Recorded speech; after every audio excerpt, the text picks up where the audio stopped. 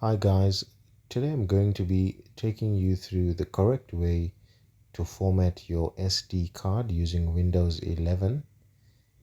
As you can see, this is my SD card. It's an SDXC card on drive E. I have 116 gigs free of 116 gigs.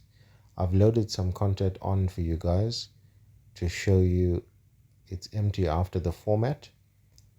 So we're going to right click on the SD card. We're going to scroll down to format. Guys, please like and subscribe to my channel.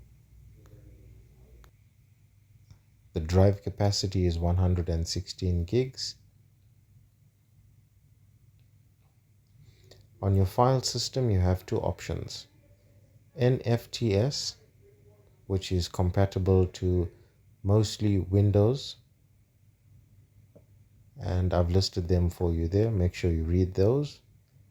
And your next option is exFAT, and that's the default. Now exFAT gives you a much more wider option range on using your SD card, so I suggest formatting it with that.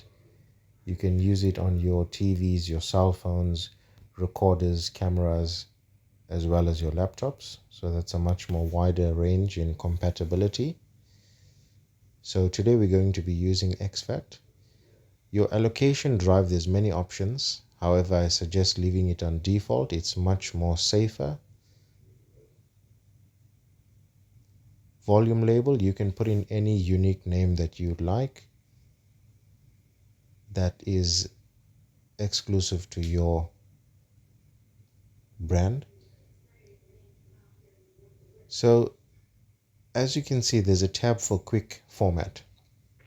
Now today we're going to be doing the quick format. However, if you remove the tick, it does much more of a deep clean and a deep cycle clean, and that takes a bit longer. But today we're doing a quick format. So we tick the box on quick format, we click next, and it gives you a warning. Ensure that all of your contents have been removed before formatting your drive. And we're going to say, okay, we want to remove all of the contents and format the drive. It takes a few seconds, and now the format is complete. So we're going to go into the drive. As you can see, there's nothing on it. It's as a brand new SD card now, and it's ready for you to use. We're going to click on properties, and as you can see, 116 gig free with no content on it.